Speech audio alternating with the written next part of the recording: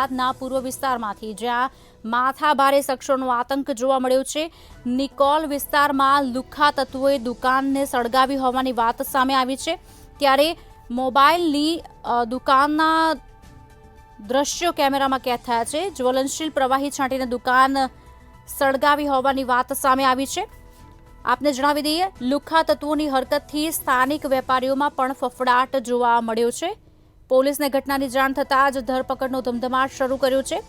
ત્યારે ઘટના સ્થળના ફૂટેજના આધારે તપાસ શરૂ કરવામાં આવી છે। માથાભારે શખ્સો અવારનવાર વેપારીઓને પરેશાન કરી રહ્યા છે। આપ દ્રશ્યોમાં જોઈ શકો છો કેવી રીતે બે વ્યક્તિઓ આવે છે અને ઘટનાને અંજામ આપે છે। અમદાવાદના પૂર્વ વિસ્તારની આ ઘટના છે, જ્યાં માથાભારે શખ્સોનો આતંક જોવા મળ્યો છે।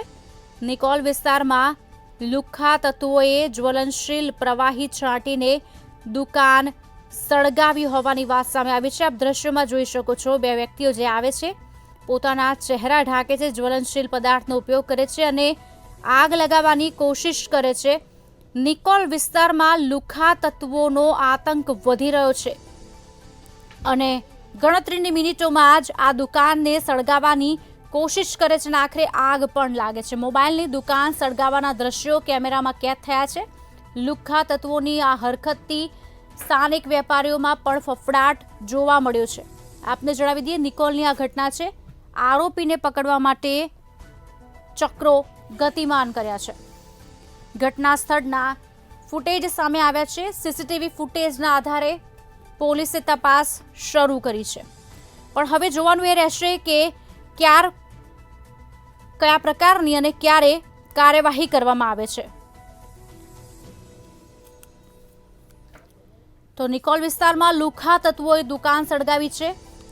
આપ દ્રશ્ય જોઈ શકો છો ટીવી સ્ક્રીન પર કેવી રીતે જ્વલનશીલ પદાર્થનો ઉપયોગ કરે છે અને આગ લગાવવામાં સફળ નીવડે છે।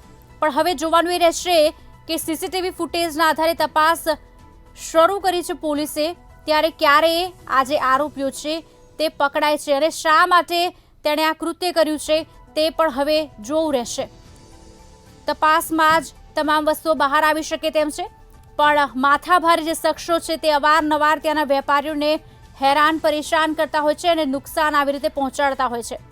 લુખ્ખા તત્વોની આ હરકત છે તેનાથી સ્થાનિકોમાં પણ ફફડાટ જોવા મળે છે અને હવે તેઓ પણ કહી રહ્યા છે કે આ લુખ્ખા તત્વો ક્યારે અટકશે અને પોલીસ ક્યારે પગલાં લેશે। નિકોલ વિસ્તારની આ ઘટના છે, જ્યાં લુખ્ખા તત્વોનો આતંક જોવા મળ્યો।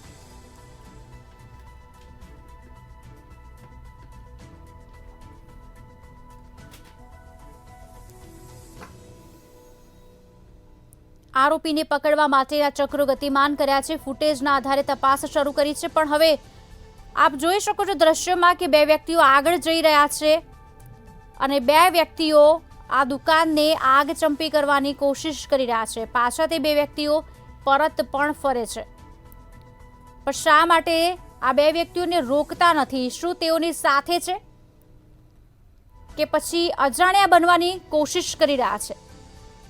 સવાલ થઈ રહ્યા છે। નિકોલ વિસ્તારની આ ઘટના છે। આજ અંગે વિગત આપશે અમારા સંવાદદાતા વિશાલ અમારી સાથે લાઈવ જોડાઈ ચૂક્યા છે। વિશાલ, શું છે આ સમગ્ર ઘટના? જે રીતે સમગ્ર મામલો સામે આવ્યો છે તેની અંદર નિકોલ વિસ્તારમાં વેપારીઓ છે તે પરેશાન થઈ ગયા છે અસામાજિક તત્વોથી અને તેમની લુખ્ખાગીરીથી।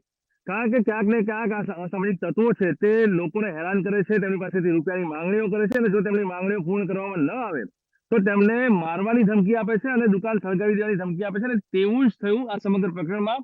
અમદાવાદના પૂર્વ વિસ્તારમાં આવેલા નિકોલની અંદર સ્વસ્તિક સોસાયટીની પાસે એક દુકાન આવેલી છે। તેના દ્રશ્યો આપણે સીધા જ બતાવીશું કે આ જે દ્રશ્યો છે તે દ્રશ્યોમાં સ્પષ્ટપણે દેખાય છે કે મોબાઈલ મેકઅપ નામની જે દુકાન છે તે દુકાનવાળા પાસે તેમનું ઘર્ષણ થયું। પૈસાની માંગણી કરવામાં આવી કે તમે અમને હપ્તો નહીં આપો તો તમને માર મારવામાં આવશે અને તેવું ન કરવાથી જ્યારે વેપારી તેમના તાબે ન થયા ત્યારે હોસ્પિટલ જે દુકાન છે તે દુકાનને ક્યાંક ને ક્યાંક સળગાવવાની કોશિશ કરવામાં આવી। તેની અંદર પેટ્રોલ છાંટી અને અંદરના ભાગથી પેટ્રોલ નાખી અને બહારની ભાગથી સળગાવવામાં આવી છે। અત્યારે હાલમાં વેપારીઓ એટલા પરેશાન થઈ ગયા છે કે તે લોકોએ પોલીસનો સહારો લીધો છે। ના માત્ર એક દુકાનમાં પરંતુ તમામ જગ્યાએ આ પ્રકારની ક્યાંક ને ક્યાંક હેરાનગતિનો સામનો થતો હોવાનો જોવા મળી રહ્યો છે। ત્યારે ખાસ કરીને આ સમગ્ર મામલાને લઈને જે દુકાનના વેપારી છે તે પણ આપણી સાથે જોડાયા છે. આપણે સીધા તેમની સાથે વાત કરીશું કે તેમનું આ બાબતે શું કહેવું છે. શું નામ છે આપનું? સાગરભાઈ ગુપ્તા. સાગરભાઈ, જે બનાવ બન્યો તો શું બનાવ બન્યો તો? જોરથી બોલજો. હમ હાલો, હમ મારા ભાઈ મોટા હતા નહીં તો અમે કીધું કે તમે પછી આવો, ભાઈ આવે ભાઈ લઈ જાઓ, તમે વાત કરી લેજો એમની. હમ ભાઈ એ લોકો 4-5 જણા દારૂ પીને આયા હતા, ખાના જોતા હતા બધા, દુકાનમાં ચા હતું. હમ હા અને અમે ભાઈ કાર્યવાહી ભાઈ પાસ થઈ ગઈ. 2 મહિના પછી કાલ રાત્રે 4 વાગે દુકાન સળગાવવાની કોઈ પ્રયાસ કર્યો એને હટાવી દુકાન. હા, પછી ભાગી ગયા છે. માંગણી શું હતી? એ લોકોની શું માંગ કરે છે તમારી પાસે? આપો એ બધું માંગે છે. હા, ના આપો તો? ના આપો તો કે મારવાની ધમકી આપે કે તમને મારીશું, કે તમે ગમે ત્યાંથી નીકળો ઉપાડી લઈશું તમને. બધે વસ્તુ એ અહીંયા કેટલા વેપારી તમારા વિસ્તારમાં આ રીતે આ ગુંડા તત્વોથી પરેશાન છે?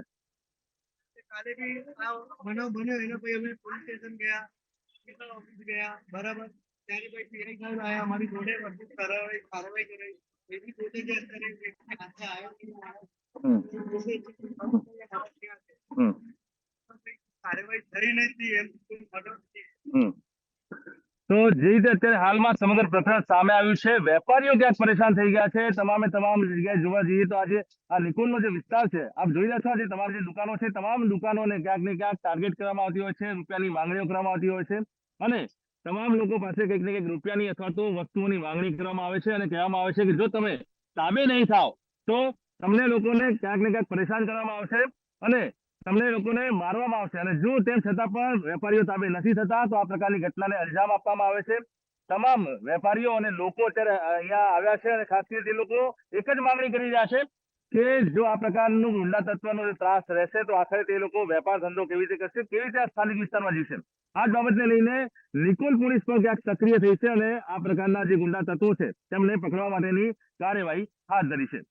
જી આભાર સમગ્ર માહિતી આપવા બદલ. તો નિકોલ વિસ્તારની આ ઘટના જ્યાં હપ્તાખોરી ગુંડાગર્દીના દ્રશ્યો જોવા મળ્યા, ખખડાવવામાં આવી રહ્યા છે, ધમકાવવામાં આવી રહ્યા છે. હપ્તા નહીં આપો તો દુકાન સળગાવી નાખીશું, મારીશું તેવી ધમકી પણ અપાય છે. આખરે વેપારીઓ પોલીસ સુધી પહોંચ્યા છે.